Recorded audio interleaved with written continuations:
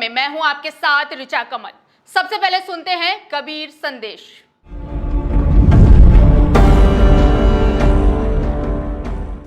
साहेब बंदगी सत्य नाम, गुरु को कीजे दंडवत कोटि कोटि प्रणाम। कीट न जाने भृंग को, गुरु कर ले आप समान। सदगुरु कबीर साहब जी कहते हैं कि गुरु को दंडवत और कोटि कोटि प्रणाम कीजिए। साहब कहते हैं कि कीट भृंगी के महत्व को नहीं जानता, परंतु भृंगी कीट को अपने समान बना लेता है। ठीक उसी प्रकार गुरु शिष्य को अपने समान बना लेते हैं। अब रुक करते हैं खबरों की ओर। उत्तर प्रदेश के मुख्यमंत्री योगी आदित्यनाथ की सरकार ने 22 फरवरी को अपने कार्यकाल का आखिरी बजट पेश किया। कई मायनों में यह बजट ऐतिहासिक रहा। योगी सरकार के वित्त मंत्री सुरेश कुमार खन्ना प्रदेश का पहला पेपरलेस बजट पेश करने वाले वित्त मंत्री बने। जैसा कि यह योगी सरकार का अंतिम पूर्णकालिक बजट है और अगले साल यूपी में विधानसभा चुनाव होने वाले हैं, इसलिए योगी ने पूरा इंतजाम किया है कि इस बजट के जरिए विपक्ष के तीखे हमलों की धार को कुंद किया जा सके। यही वजह है कि किसान, युवा, महिलाओं और ढांचागत विकास पर इस बजट में खास फोकस रखा गया है।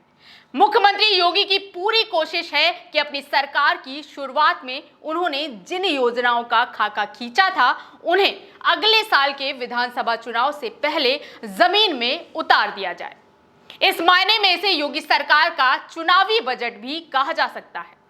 वित्त मंत्री ने कहा कि 5,50,270 करोड़ 78 लाख के आकार का वित्तीय वर्ष 2021-22 बजट उत्तर प्रदेश का समग्र विकास सुनिश्चित करने तथा राज्य की अर्थव्यवस्था को $1 ट्रिलियन इकोनॉमी बनाने की दिशा में एक महत्वपूर्ण कदम है। योगी के बजट में अल्पसंख्यकों और दलित पिछड़ों को भी लुभाने की कोशिश की गई है। मुख्यमंत्री ने मन लगाकर जतन किया है कि अपनी कट्टर हिंदूवादी छवि के विपरीत वो सभी वर्गों का ध्यान रखते हुए नजर आए। इस बजट में अल्पसंख्यक कल्याण के लिए सरकार ने अहम घोषणाएं की हैं। इसके मुताबिक अल्पसंख्यक छात्र छात्राओं को छात्रवृत्ति योजना के लिए 829 करोड़ रुपए की व्यवस्था का प्रस्ताव रखा है। वहीं प्रदेश के मदरसों के आधुनिकीकरण योजना के लिए 479 करोड़ रुपए का प्रस्ताव रखा गया है।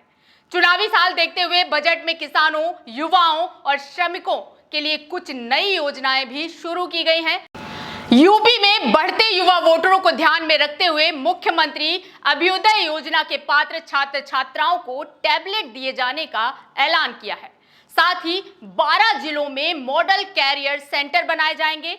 बजट पेश करते हुए वित्त मंत्री सुरेश कुमार खन्ना ने कहा कि आत्मनिर्भर उत्तर प्रदेश की अवधारणा के 4 स्तंभ होंगे: अवस्थापना विकास, जन स्वास्थ्य, मानव संपदा, सामाजिक सांस्कृतिक विकास और कृषि एवं संबद्ध क्रियाकलापों का विकास। कृषि कानूनों के खिलाफ आंदोलन कर रहे किसानों को देखते हुए योगी सतर्क दिखाई दिए, इसलिए चुनावी साल में किसानों को लुभाने के लिए आत्मनिर्भर कृषक समन्वित विकास योजना लाई जा रही है, जिसके अंतर्गत साल 2022 तक किसानों की आय दोगुना करने के लिए 100 करोड़ रुपए का प्रावधान किया गया है। सामाजिक सुरक्षा के लिए मुख्यमंत्री कृषक दुर्घटना कल्याण योजना के अंतर्गत 600 करोड़ रुपए, किसानों को मुफ्त पानी की सुविधा के लिए 700 करोड़ रुपए रखे गए हैं। महिलाओं के लिए भी योगी आदित्यनाथ की सरकार ने इस बजट में खास इंतजाम किए हैं। योगी सरकार ने महिलाओं के लिए 200 करोड़ रुपयों की लागत से महिला सामर्थ्य योजना शुरू की है। इसके अलावा कुपोषण से निपटने के लिए मुख्यमंत्री सक्षम सुपोषण योजना के अंतर्गत 100 करोड़ रुपए की व्यवस्था की गई है। श्रमिकों के लिए भी योगी सरकार ने अपना पिटारा खोल दिया है। सरकार ने श्रमिकों के लिए श्रमिक स्वरोजगार योजना शुरू की है।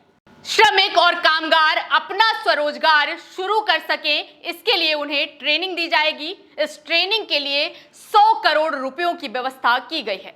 इसके अलावा पल्लेदारों, श्रमिक परिवारों और असंगठित क्षेत्र के कर्मकारों के लिए 12 करोड़ रुपयों की राशि से मुख्यमंत्री दुर्घटना बीमा योजना शुरू की गई है। योगी सरकार प्रदेश के 13 जिलों में 1950 करोड़ रुपयों से नए मेडिकल कॉलेज बनाने जा रही है। इनमें से 8 मेडिकल कॉलेज इसी साल जुलाई से काम करना शुरू कर देंगे। असाध्य रोगों की चिकित्सा के लिए 100 करोड़ रुपयों का प्रावधान किया गया है। पिछली बार इसके लिए केवल 40 करोड़ रुपयों का प्रावधान किया गया था। योगी ने अपने बजट की पोटली से कानपुर मेट्रो के लिए 597 करोड़ रुपए दिए हैं। इसके अलावा आगरा मेट्रो के लिए 478 करोड़ रुपए, दिल्ली, गाजियाबाद, मेरठ आरआरटीएस कॉरिडोर के लिए 1326 करोड़ रुपए और वाराणसी, गोरखपुर में मेट्रो रेल के लिए 100 करोड़ रुपए आवंटित किए गए हैं। श्री राम की जन्मभूमि अयोध्या योगी आदित्यनाथ की पहली प्राथमिकता में है।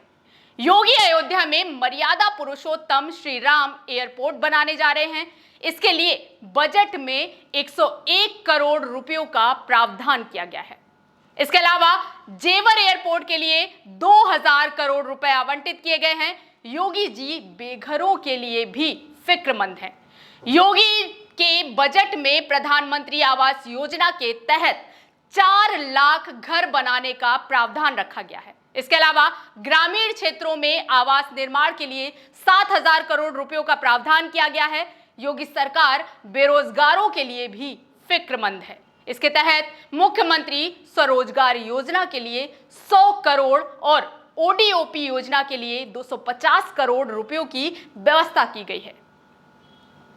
रुकते हैं एक ब्रेक के लिए। ब्रेक के बाद बताएंगे भगोड़ा नीरव मोदी कब आएगा भारत।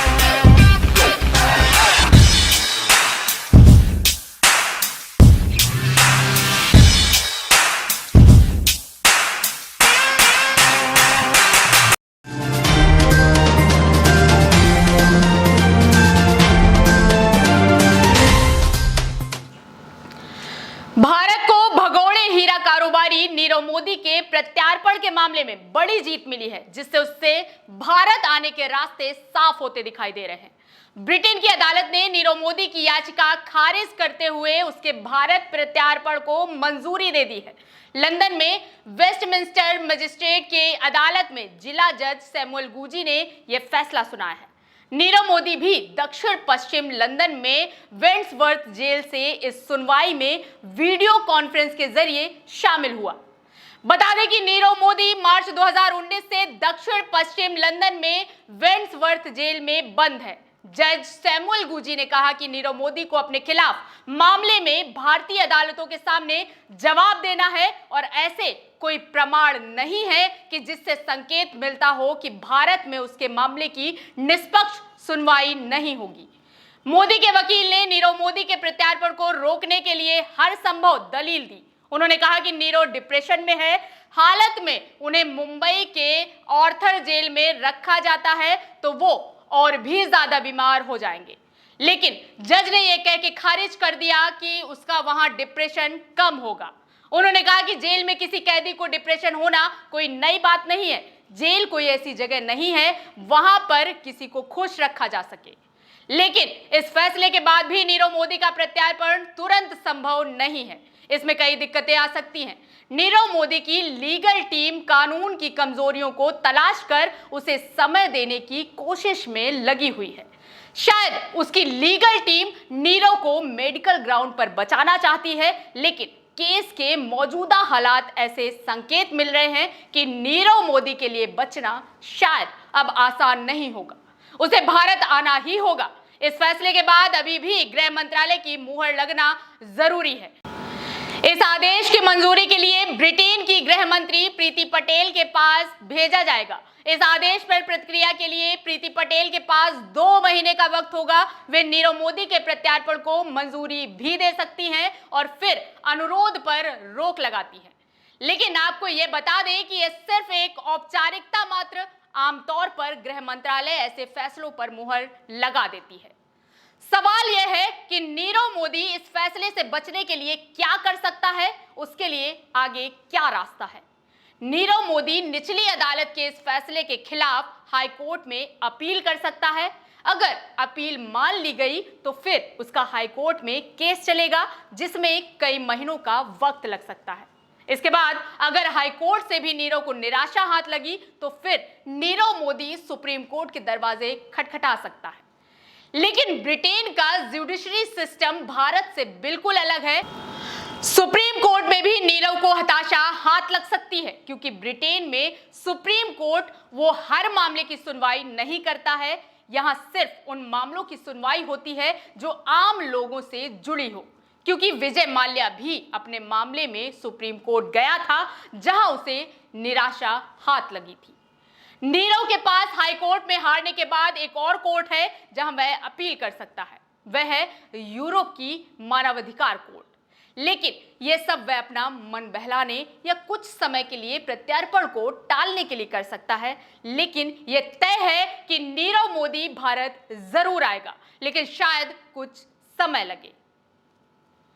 हिंदी के सुप्रसिद्ध साहित्यकार अमृतलाल नागर की पुण्यतिथि के अवसर पर हिंदी विभाग लखनऊ विश्वविद्यालय और अंक विचार मंच लखनऊ के संयुक्त तत्वाधान में एक गोष्ठी का आयोजन किया गया।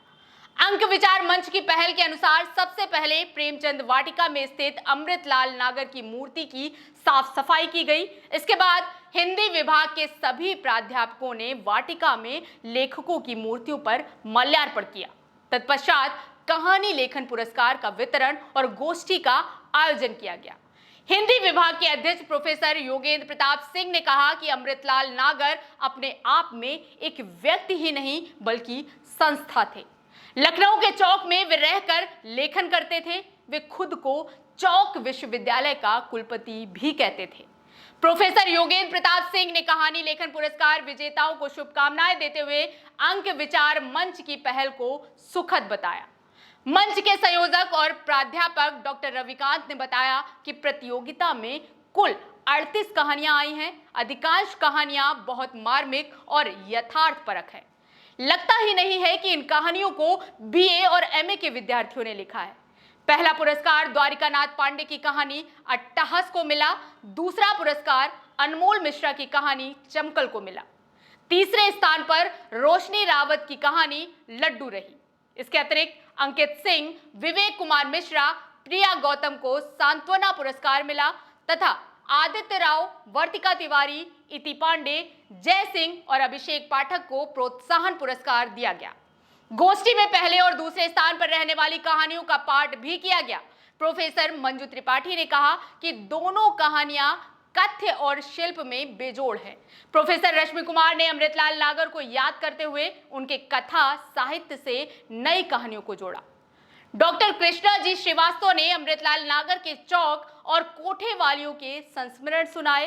कार्यक्रम की अध्यक्षता करते हुए पूर्व मंत्री प्रोफेसर परशुराम पाल ने सभी प्रतिभागियों को बधाई और शुभकामनाएं देते हुए पुरस्कृत कहानियों को स्तरीय बताया।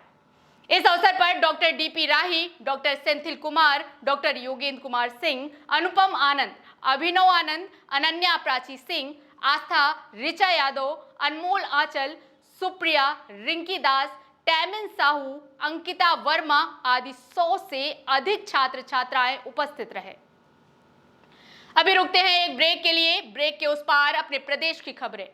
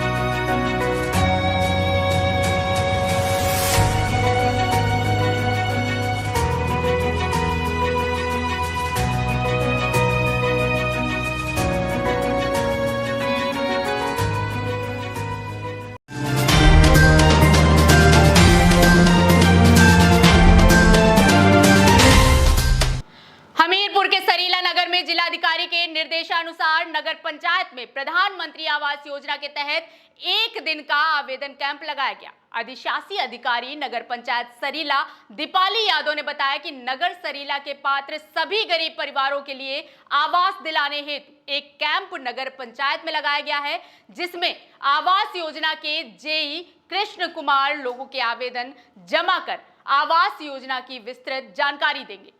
कैंप में लगभग सैकड़ों आवेदन जमा किए जा चुके हैं, जिनकी जांच प्रक्रिया जल्द शुरू कर आवास धनराशि पात्रों के खाते में पहुंचाई जाएगी। उन्होंने बताया कि आवेदन हेतु जानकारी नगर पंचायत द्वारा 2 दिन से नगर में प्रचार की जा रही है। अधिशासी अधिकारी के अनुसार नगर में अभी तक सैकड़ों परिवार को आवास दिए जा चुके हैं। अधिशासी अधिकारी नगर पंचायत सरीला, आज जो कैंप का आयोजन नगर पंचायत में किया गया है वो प्रधानमंत्री आवास योजना के तहत किया गया है, वो भी डीएम साहब के निर्देशानुसार किया गया है। क्योंकि ऐसा होता है कि कुछ व्यक्ति जो होते हैं उनको इतनी जानकारी नहीं हो पाती है। वैसे हमने 2-3 दिन से इसका हम प्रचार प्रसार बराबर जो है निकाय में करवा रहे हैं कि जिन भी व्यक्तियों ने आवेदन किया है इसका और उनका जो है डीपीआर में अभी तक नाम शामिल नहीं किया गया है या किसी भी वजह से उनका आवेदन अभी तक स्वीकृत नहीं हुआ है, तो वो यहाँ नगर पंचायत आके अगर उनको किसी भी तरीके की उस योजना के बारे में जानकारी या कोई भी कहीं उनको इधर उधर भेज रहा है और वो सही जगह नहीं पहुंच पा रहे हैं, तो हमने उनको यहाँ कैंप लगा के सबको बुलाया है। वो नए आवेदन कर सकते हैं, अपने पुराने आवेदन के बारे में जानकारी कर सकते हैं और उसके अलावा जो पात्र व्यक्ति हैं उनके लिए जो है ये सुविधा रखी गई कि पात्र व्यक्ति आके अपना यहाँ आवेदन करें। हमारे यहाँ कर्मचारी भी रहेंगे पूरे दिन और डूडा विभाग के से जो सहयोगी कर्मचारी हैं वो भी रहेंगे। Thank you. Superhit film special 26 में अक्षय कुमार और अनुपम खेर कभी सीबीआई अधिकारी बनकर तो कभी इनकम टैक्स अधिकारी बनकर ठगी करते हुए दिखाई दिए थे। ऐसा ही कुछ मामला उत्तर प्रदेश के फिरोजाबाद जिले में देखने को मिला, जहां गोरेलाल यादव के यहां इनकम टैक्स अधिकारी बनकर आए लोगों ने ठगी की वारदात को अंजाम दिया और चले गए। इस घटना के बाद से पुलिस प्रशासन के होश उड़े हुए हैं। पुलिस के अधिकारी इस मामले की तहकीकात करने के लिए जुटे हुए हैं। आईजी ए सतीश गणेश प्रॉपर्टी डीलर गोरेलाल यादव के घर पहुंचे, जहां उन्होंने काफी देर एक कमरे में बैठकर उनसे बात की और पूरे घटनाक्रम को समझा। मीडिया से बात करते हुए आईजी ए सतीश गणेश ने बताया कि इनकम टैक्स अधिकारी बनकर इनके यहां जो घटना घटी है उसको लेकर पुलिस पूरी तरह काम कर रही है और टीम गठित कर दी गई है। जल्द इसका खुलासा होगा। आपके द्वारा आकलन किया गया और क्या अब तक पुलिस कहां तक पहुंची है पूरे मामले में? देखिए, इसमें जो कल रात को इंसिडेंट हुआ है उस संबंध में सुसंगत धाराओं में मुकदमा पंजीकृत कर लिया गया है। कई टीमें काम कर रही हैं। रात में बल्कि भोर तक एसपी फिरोज़ाबाद और उनके समस्त वरिष्ठ अधिकारी यहाँ पे साक्ष्य संकलन का कार्य उनके द्वारा किया गया है। कुछ अहम सुराग हाथ लगे हैं और हम लोग का प्रयास है कि इस घटना का शीघ्र अनावरण सफल तरीके से हम लोग करेंगे। सर, प्रथम दृष्टया मामला किस तरीके का मालूम पड़ रहा है? नहीं, देखिए, जो पीड़ित परिवार ने जो तहरीर दी है, हमने यथावत उस तहरीर को मुकदमा दर्ज किया है और जो अभी मेरी उनके परिवार के मुखिया से बात हुई है उसमें उनके द्वारा ये बताया गया कि करीब 26,000 रुपये और एक छोटा वाला रिवॉल्वर असलहा जो है वो अपने साथ लेके गए हैं। इसके अलावा ना तो उन्होंने किसी के साथ किसी प्रकार की मारपीट करी है, ना ही किसी प्रकार का दुर्व्यवहार करा है। यहाँ तक कि जो मोबाइल फ़ोन थे वो मोबाइल फ़ोन भी जाते वक्त उन्होंने इनको वापस कर दिए हैं। तो अपने आप में एक चैलेंजिंग केस है और इस केस को हम लोग वर्कआउट करने के लिए पूरी तरीके से लगे हुए हैं। धन्यवाद। सर, प्रयागराज के शंकरगढ़ थाना क्षेत्र के गढ़ा कटरा ग्राम के पंचायत गढ़ा में एक गरीब की झोपड़ी में आग लग गई, जिसके कारण झोपड़ी में रखा खाने पीने का सामान और सारी वस्तुएं जलकर खाक हो गई। जानकारी के मुताबिक राम कुमार मजदूर हैं और उसकी पत्नी सपना प्राइमरी स्कूल में रसोइया का काम करती है, जहां उसका वेतन सरकार की तरफ से मात्र 1,500 रुपए दिया जा रहा है। लेकिन सवाल यह है कि इस महंगाई में 1,500 रुपए में कैसे गुजारा होगा। राम कुमार का कहना है कि अब उसके पास रहने के लिए कोई छत नहीं है, उसे अब अपने 2 बच्चों के पालन पोषण के साथ साथ इनके छत की भी व्यवस्था करनी है। राम कुमार का कहना है कि सरकार की तरफ से किसी भी योजना का लाभ नहीं मिला, चाहे वह प्रधानमंत्री आवास हो या राज्य की किसी आवास योजना का। बढ़ती महंगाई व काले कानूनों के खिलाफ शहर की सड़कों पर कांग्रेसियों ने प्रदर्शन किया। सुल्तानपुर में कांग्रेस जिला अध्यक्ष अभिषेक सिंह राणा के नेतृत्व में कांग्रेसियों ने हजारों की संख्या में इकट्ठा होकर शहर में प्रदर्शन किया है। कांग्रेसियों द्वारा किया गया ये प्रदर्शन सुपरमार्केट स्थित कांग्रेस कमेटी कार्यालय से 5 किलोमीटर की पद यात्रा निकाल शहर के विभिन्न मार्गों से होते हुए वापस जिला कांग्रेस कमेटी पहुंचकर समाप्त हुआ। कांग्रेसियों ने डीजल, पेट्रोल व रसोई गैस के दामों में निरंतर बढ़ोतरी के खिलाफ यात्रा निकालकर केंद्र सरकार के खिलाफ जमकर नारेबाजी करते हुए प्रदर्शन को सफल बनाया। जिला कांग्रेस कमेटी अध्यक्ष अभिषेक सिंह राणा ने बताया कि देश में डीजल, पेट्रोल व रसोई गैस के दामों में लगातार बढ़ोतरी की जा रही है। इसका विरोध निरंतर किया जा रहा है और आगे भी किया जाएगा। जब तक केंद्र सरकार डीजल व पेट्रोल के बढ़े हुए दामों को वापस नहीं लेती है व किसान विरोधी काले कानून खत्म नहीं कर देती है, तब तक हम कांग्रेसियों का हुजूम इसी तरह शहर की सड़कों पर दिखाई देता रहेगा। फिलहाल रुकते हैं एक ब्रेक के लिए। ब्रेक के उस पार मिलते हैं कवि चंद्रेश्वर जी से।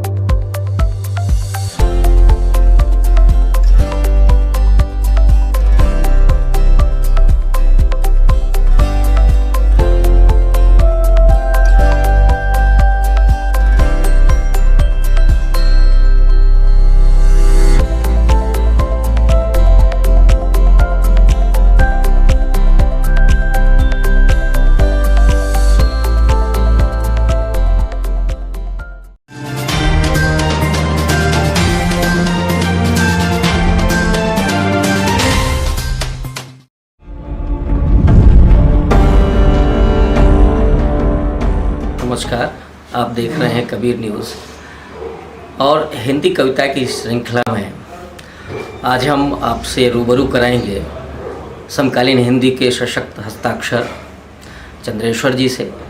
चंद्रेश्वर जी को जो लोग सोशल मीडिया पर हैं उनको बखूबी जानते होंगे।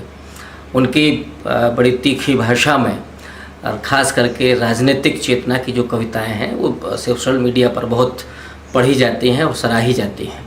तो ऐसे ही कवि के साथ आज हम कबीर न्यूज़ के माध्यम से आप सबको रूबरू कराएंगे।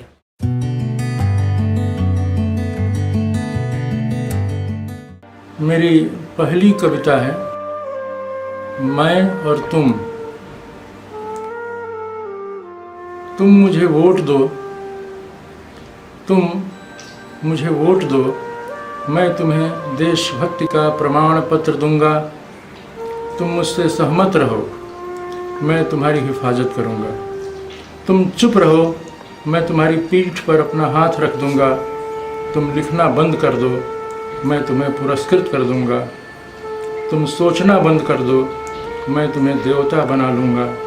तुम गौ बन जाओ, मैं तुम्हें माता बना लूँगा। तुम्हारा डर। एक हाथी जितनी जगह छींकता है उसमें असंख्य चींटियाँ रह लेंगी। एक राजा की बड़ी हवेली के नीचे जो ढकी है पृथ्वी, उतनी पृथ्वी पर तो बसाई जा सकती है ज़रूरतमंद इंसानों की एक पूरी बस्ती। तुम इतने बड़े क्यों बने? तुम इतने बड़े क्यों बने कि तुम्हारा डर भी बनता गया बड़ा? छोटे आदमी का डर होता होगा निश्चय ही छोटा।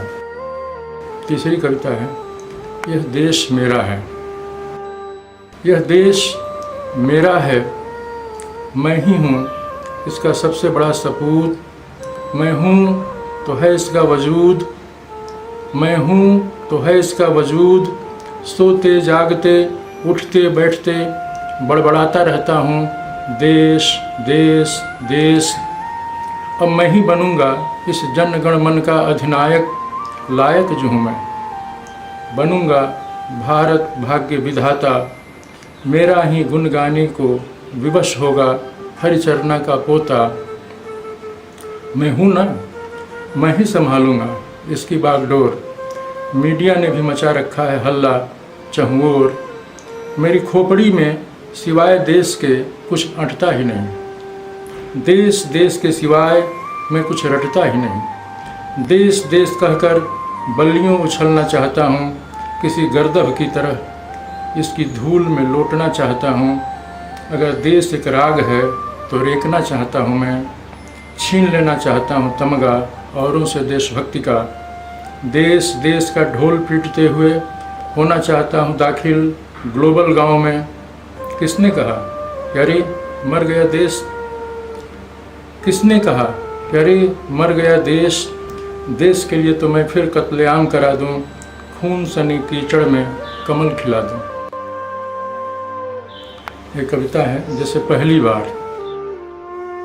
जैसे पहली बार उठाया हो फावड़ा किसी ने धरती पर, जैसे पहली बार उठाया हो झाड़ू किसी ने सड़क पर, जैसे पहली बार बना हो कोई मेहतर गंदगी के खिलाफ। जैसे पहली बार उठाया हो फावड़ा किसी ने धरती पर, जैसे पहली बार उठाया हो झाड़ू किसी ने सड़क पर, जैसे पहली बार बना हो कोई मेहतर गंदगी के खिलाफ। जैसे पहली बार उठाया हो किसी ने परचम देश का किसी देश में, जैसे पहली बार हंसा हो कोई, जैसे पहली बार रोया हो कोई, जैसे पहली बार पुकारा हो कोई किसी को, जैसे पहली बार उगे हों बाल किसी शिशु के सिर पर, जैसे पहली बार सेंकी गई हो रोटी तवे पर, जैसे पहली बार हल से जोता जा रहा हो खेत, जैसे पहली बार डाले जा रहे हों बीज उसमें, जैसे पहली बार कोई उड़ा हो हवाई जहाज़ से विदेश यात्रा के लिए, जैसे पहली बार उमड़ा हो